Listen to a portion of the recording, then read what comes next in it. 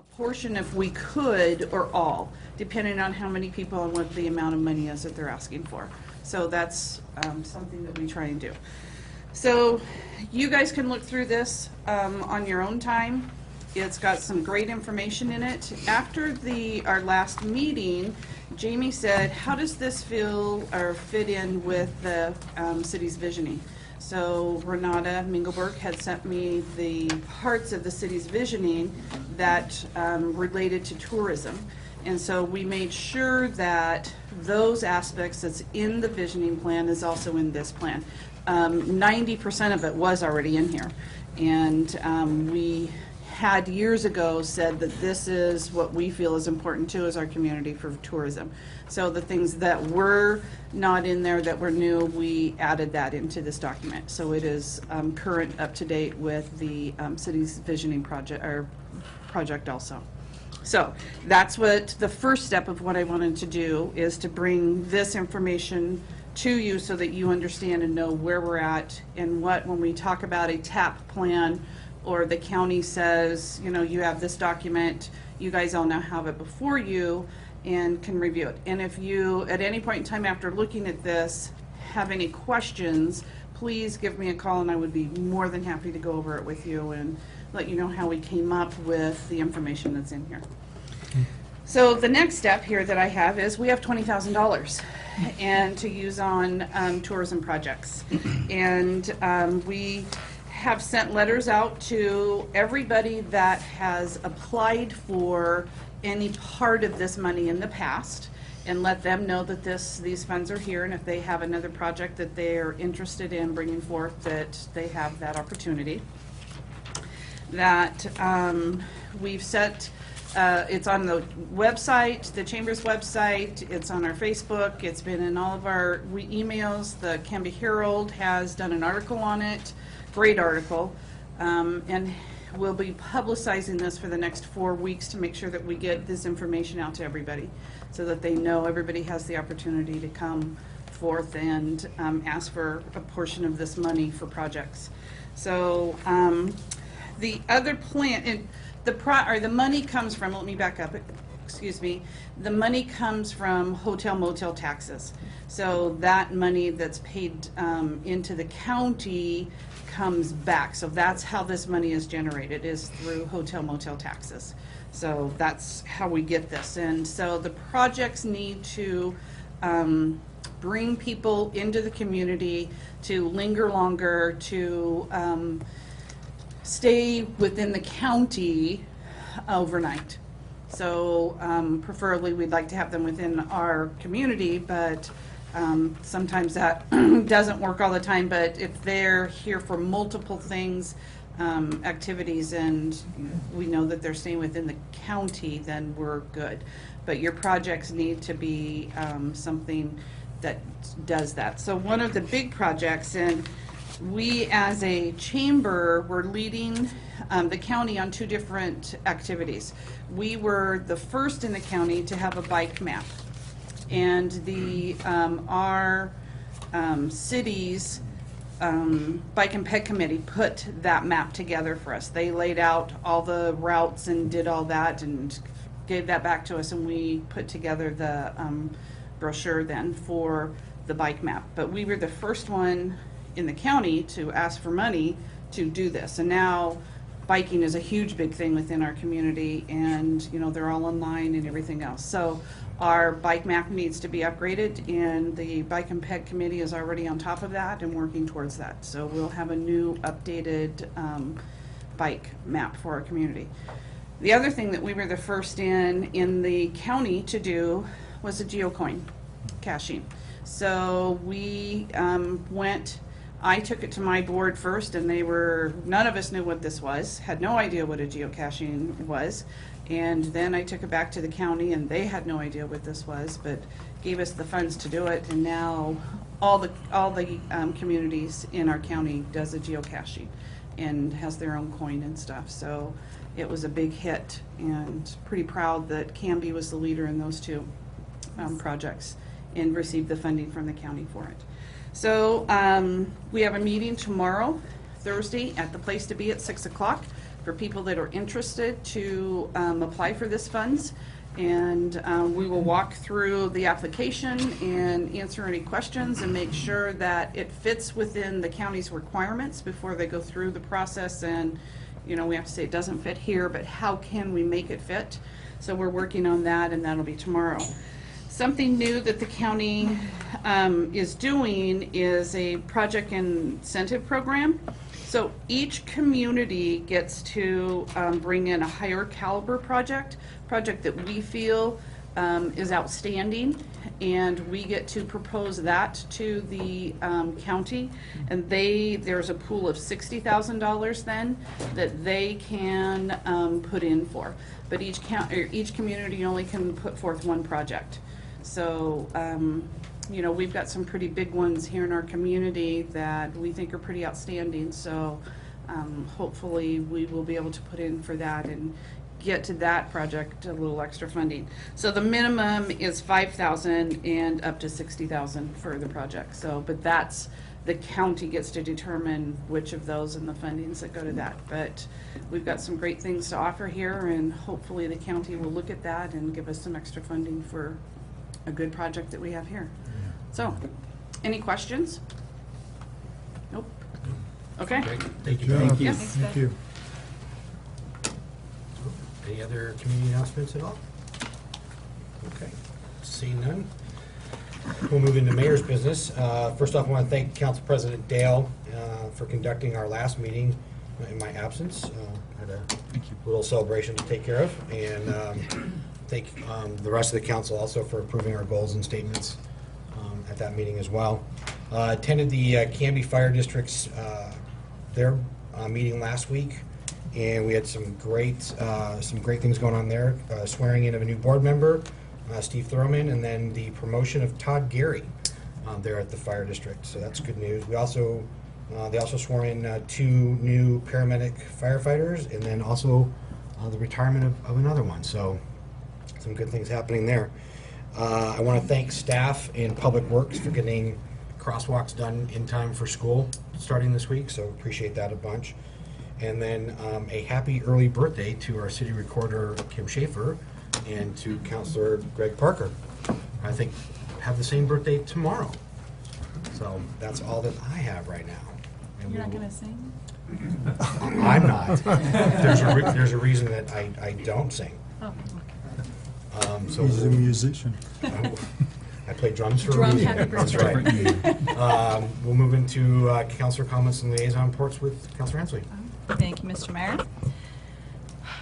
Well, I, as well as Council President Tim Dale, served pancakes at the early hour of 6:30 in the morning for setup. 7 a.m. we started flipping pancakes with the chamber for Canby's big weekend and car show. That was very enjoyable. A lot of great cars again this year, great turnout. I always love attending that event.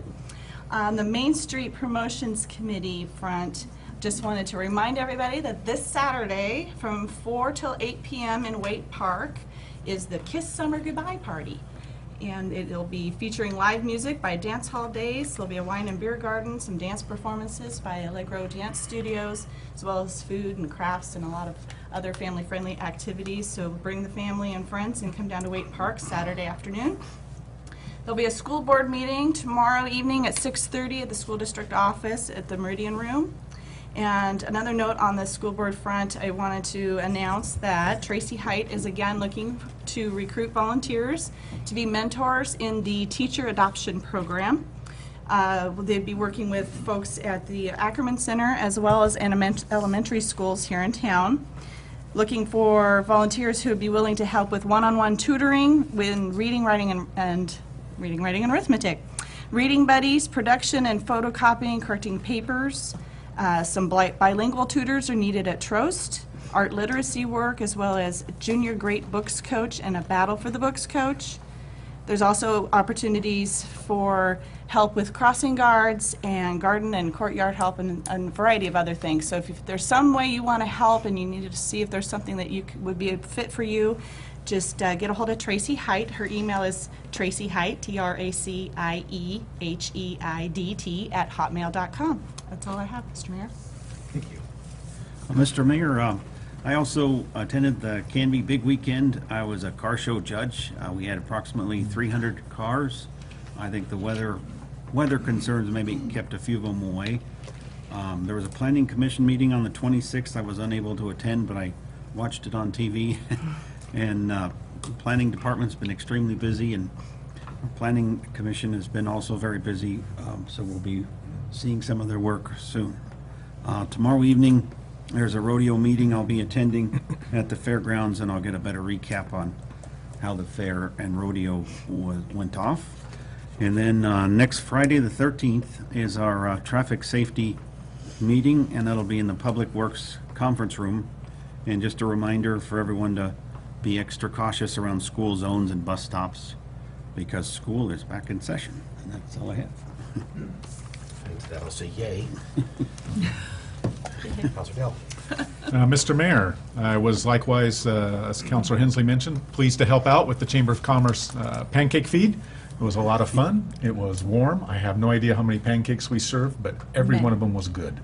Yes, Sure. absolutely. It was a lot of fun. And likewise attended Canby's Big Weekend downtown. On the Canby utility front, as many of you know, in response to BPA increasing the price of wholesale power here in the Pacific Northwest, Canby Utility has to likewise have a rate increase. It averages out to about 6.5% across the board. For the typical residential home customer, it's just a few pennies over $5 a month. The formal rate hearing is next Tuesday at 7 o'clock at Canby Utility headquarters in the building behind us if you are interested in attending. Canby Utility has a program called Energy Efficiency Savings. It's actually funded by BPA, ironically, but Canby Utility customers can have a qualified team come into your home and replace some to potentially all of the incandescent lights that you have in your home, the bulbs themselves, for free. So it's a great way to step up to some watt watching and get some bulbs replaced for free. If you're interested in that, you can go to their website, canbyutility.org, and there is a link there, and you can get signed up. But please hurry. Those funds are only available until September 20th. And thank you, Mr. Mayor. Thank you, sir. Want watching, that's not something I've done. Well, thank you, Mr. Mayor, for the birthday wishes. I think I'm living proof that some men are like Pinot grapes, that it takes longer to mature than others. Councilor Hensley was correct in mentioning this weekend we have out at Waite Park our pilot project in terms of having promotion through the Main Street, and it's always hard getting things ginned up for the first time, but hope people will turn out. And this is an answer to the question of how come we're not like the city of Sandy or some other cities that don't have a beer and wine garden at events, and we will. We'll be able to listen to some music and responsibly have an adult beverage and encourage people to show up Waite Park on Saturday.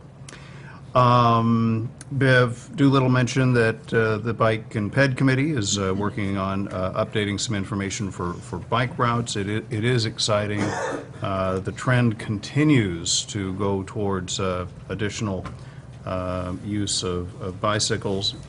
And finally, in the category of yes, there is a free lunch. The final free lunch of the summer is Bridging Cultures at Locust Street Park at 11 o'clock on Saturday. There'll be a Mexican dance troupe appearing. And I guess ironically, in true multicultural form, the menu this time is hamburgers and hot dogs. So. And this is the same Aztec group that was at the first one, correct? That's right, Yeah, yeah. they were very entertaining. Thank you, sir.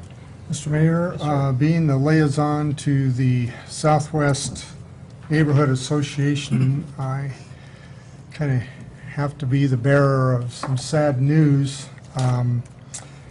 Richard Ball, who was a retired teacher from Canby High School here for many, many years, passed away this past week.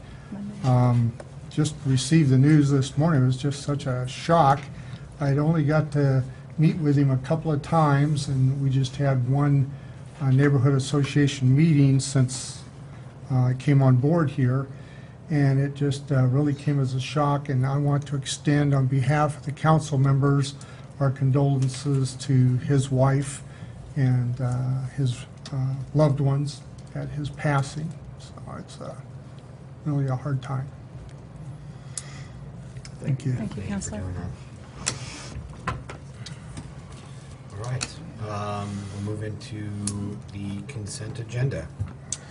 Mr. Mayor, I move for approval of the minutes of the August 21st, 2013 City Council regular meeting.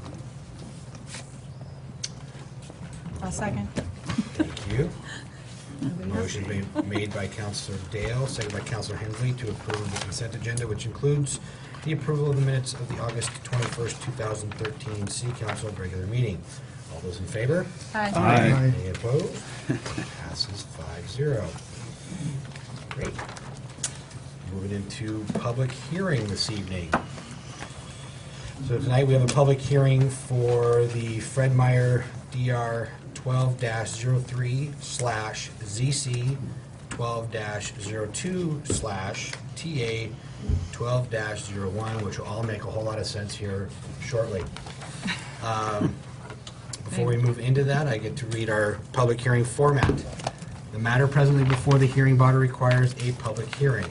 All interested persons in attendance shall be heard on the matter. If you wish to testify on this matter, please fill out a yellow comment card and give it to the city recorder. At the appropriate time, please step forward to the microphone, state your name and interest in the matter.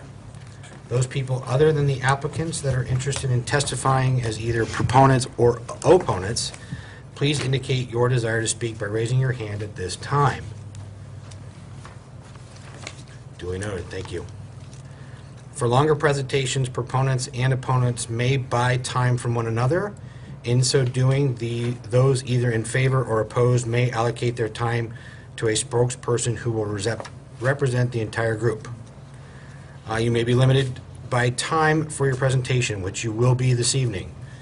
The applicant will have a total of 20 minutes to speak, noting that we have the proponent will also be allowed 20 minutes to speak as well.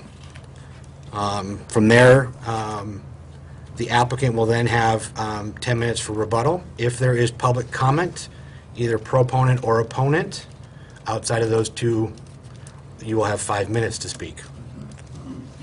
All questions must be directed through the mayor. Any evidence to be considered must be submitted to the hearing body for public access, which we were given in advance. So this evening, no new evidence will be accepted at this time for this hearing.